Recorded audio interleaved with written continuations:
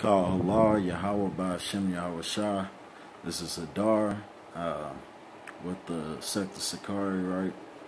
I'm going to do a quick little dagger set for you. And the title of this little quick lesson going to be Paul Believed and Kept the Law. Which is something really important when you're going up against Christians or you just combating the faith and defending the faith in the dialogue or out on the streets, right? These are something that real quick cuts, go-to verses that you have to know, all right?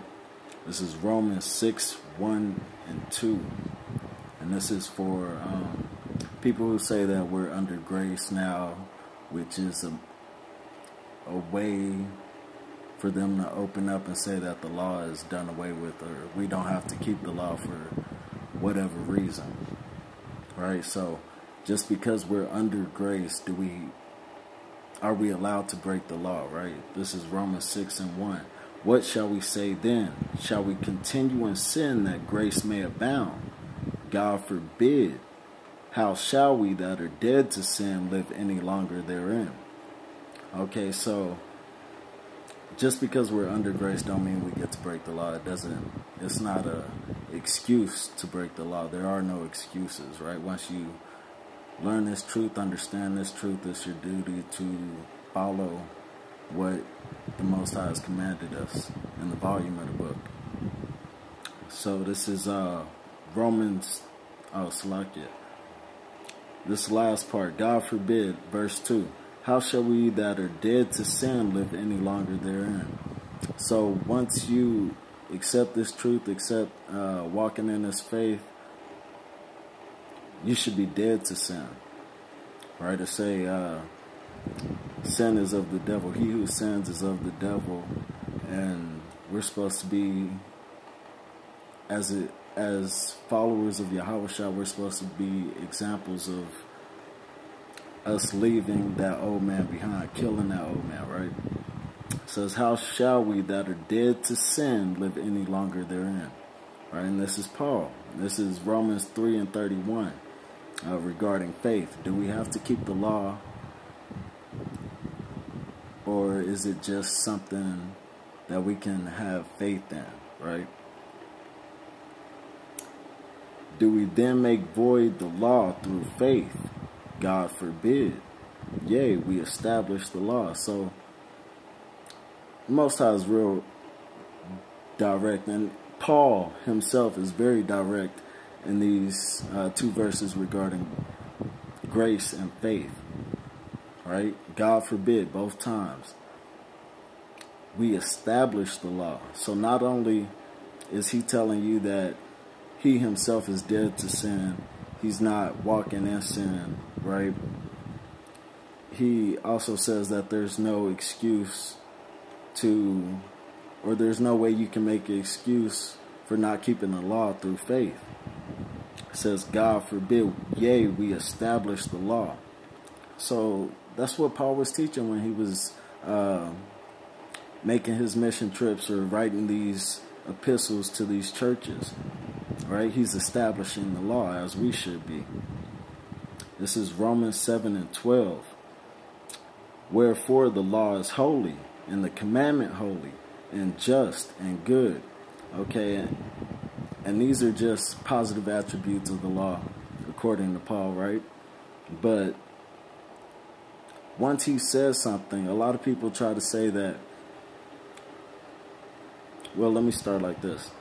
Once he says something, you can't find another verse in Paul to contradict Paul. That doesn't make any sense. Even me writing a narrative or an essay, I'm not going to contradict myself in my own writings. Especially not the same paper, same book. So what I'm trying to get across is you have to find something in Paul's writing contrary to him saying that the law is holy, commandment holy, and just and good. If you find something in Paul's writing that says the law of death or something like that, right? You would have to then consider that there's another law that he's talking about, which is, of course, the law of sin. right? So let's keep going. Romans 7:22 says, "For I delight in the law of God after the inward man." Okay. Spiritually, he delights in doing the law of the Most High. It says in verse 23, "But I see another law in my members, warring against the law of my mind, and bringing me into captivity to the law of sin, which is in my members." So he's established two different laws, the law of God and the law of sin, right? And he already said that one of these laws is holy, just, and good. And we understand that that's the law of God, right?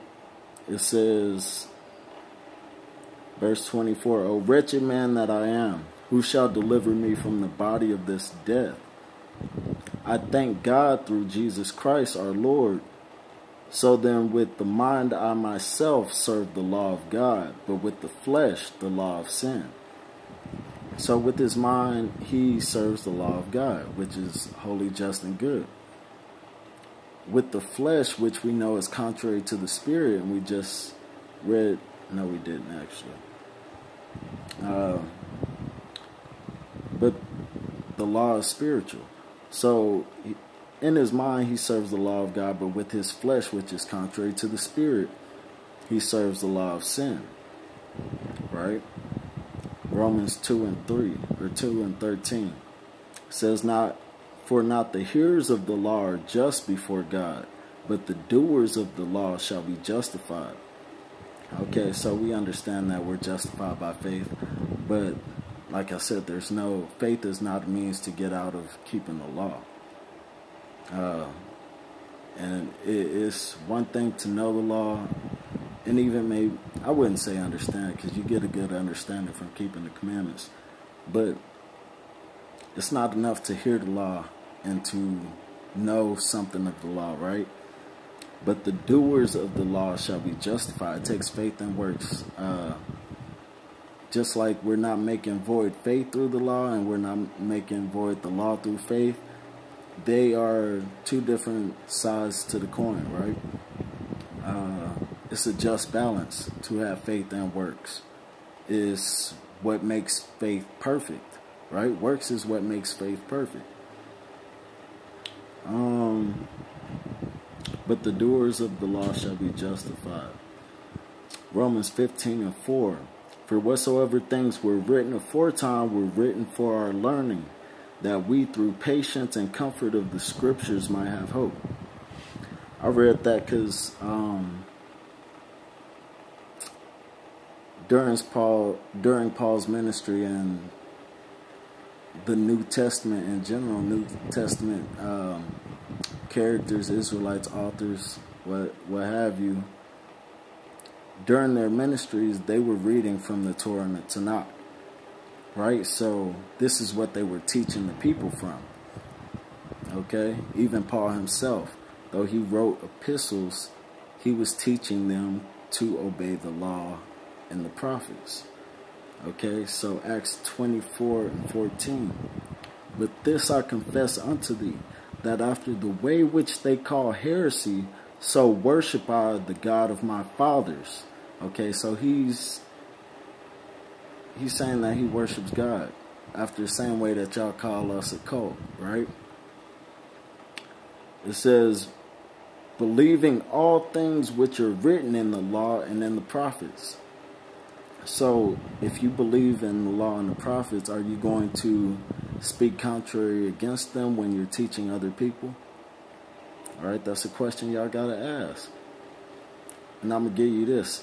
Sirach 32:24, because it says he believed all things which are written in the law and in the prophets. And there are certain things that we're commanded to do in the law and the prophets, right? Which if he believes, then he would have to take heed to those things, and he would have to be teaching people those things, right? Sirach 32:24. "He that believeth in the Lord taketh heed to the commandments, and he that trusteth in him shall fare never the worse." Right? So if you believe, you taking heed to the Most High's commandments. This is Acts 18:18. And Paul after this tarried yet a good while, and then took his leave of the brethren, and sailed thence to into Syria, and with him Priscilla and Aquila, having shorn his head in Caesarea, for he had a vow. Okay, so this is an example of Paul keeping the law. He had a vow. Why is he shaving his head? Where can we find a vow that requires you to shave your head, right? It's in the Old Testament. It's the Nazarite vow. I believe it's like number 6. Okay, so, but if it isn't, then you would have to show me another vow in the Bible anywhere where you take a vow and you have to shave your head, right? This is part of the law. Verse 19, and he came to Ephesus and left them there, but he himself entered into the synagogue and reasoned with the Jews. Okay, like he did. Verse 20, when they desired him to tarry longer time with them, he consented not. Now, why didn't he hang out with the boys a little longer and talk scripts with them? Let's find out. Verse 21, but bade them farewell, saying, I must by all means keep this feast that cometh in Jerusalem. Okay, so we're commanded to go to Jerusalem three times out of the year for high holy days, right? Paul is telling these men that he can't stay and teach them any longer, can't reason with them, can't talk the scriptures with them any longer, because there's a high holy day coming up. That's an example of him keeping the law. Okay, and this is well after Yahushua already died, right? Made his sacrifice. So this is him keeping the law after Christ. After these Christians say that we were entered into the new covenant, because they believe, most of them, I'm not gonna say all of them, but a lot of them believe that we entered into the new covenant, and that's why we don't have to keep the laws. You might run into that, right? But this is Paul after the incident where Christ shed his blood for the nation of Israel, that he's keeping these laws. Why is he keeping the law after Christ died if it's something that that Yahushua did away with or abolished, right? This is Acts 16, 1 and 3. Then Then came he to Derbe and Lystra, and behold, a certain disciple was there named Timotheus, a son of a certain woman which was a Jewess, and believed, but his father was a Greek, and that word Greek there is Hellene, right? I believe 1672, which is a Hellenistic Jew, right? So he was still an Israelite. Verse 2, which was well reported of by the brethren that were in Lystra and Iconium, him would Paul have to go forth with him, and took and circumcised him because of the Jews which were in those quarters, for they knew all that his father was Greek. Okay, so Paul not only is keeping the law, he's forced to make somebody else keep the law. And not even forced. It was a suggestion and a counsel that he would make this vow, and he has to circumcise Timothy, right? A few more and I'll get out of here. 1 Corinthians 11 and 1. Be ye followers of me, even as I also am of Christ. So we know that Paul was taught by Christ. Paul is saying in this verse that he follows Christ. He follows what he was taught, right? Now, to be a follower of Christ, what does that mean? What was Christ teaching, right? Did he teach us a different message than Paul? No. Okay, this is John 15 and 10. If ye keep my commandments, ye shall abide in my love, even as I have kept my Father's commandment and abide in his love.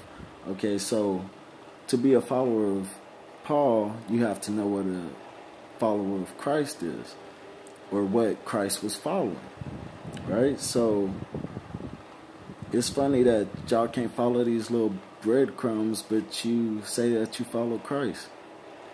says, if you keep my commandments, you shall abide in my love, even as I have kept my Father's commandment and abide in his love. So, Paul followed Christ, which is the ultimate example, right? We'll get to that.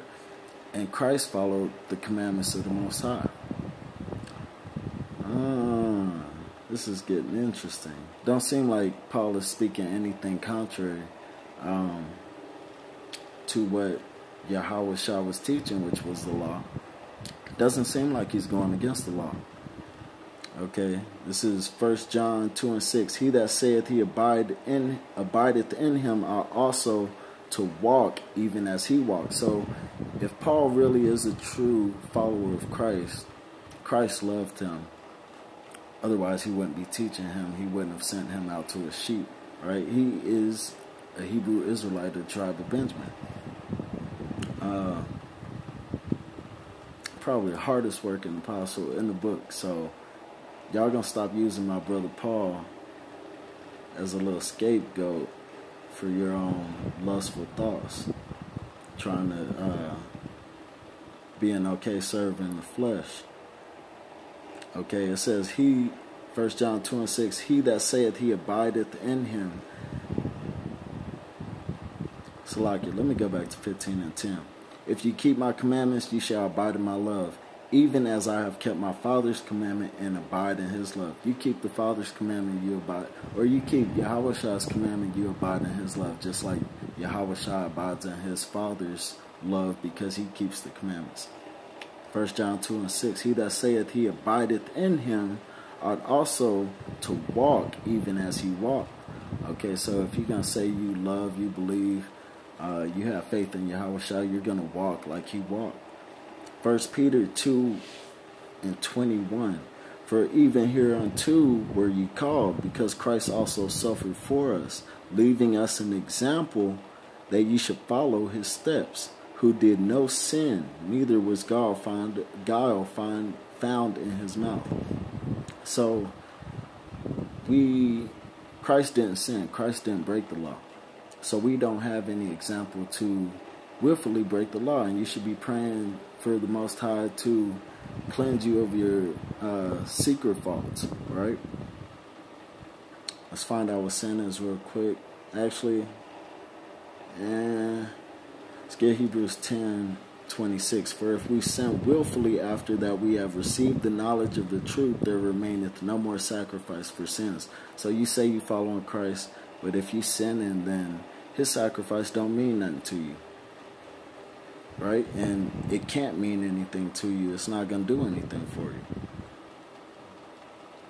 And we know sin is transgression of the law pursuant to 1 John 3 and 4. Whosoever committed sin transgresseth also the law, for sin is the transgression of the law, right? Last one, I'm out of here. Sirach 2 and 15.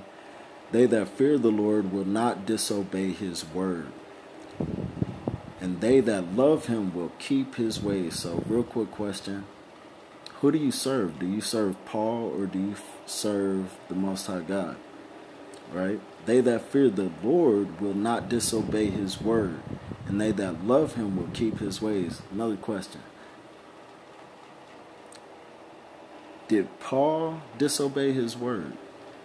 If so, then Paul didn't fear the Lord, and if that's your line of reasoning and logic, then why are you following Paul?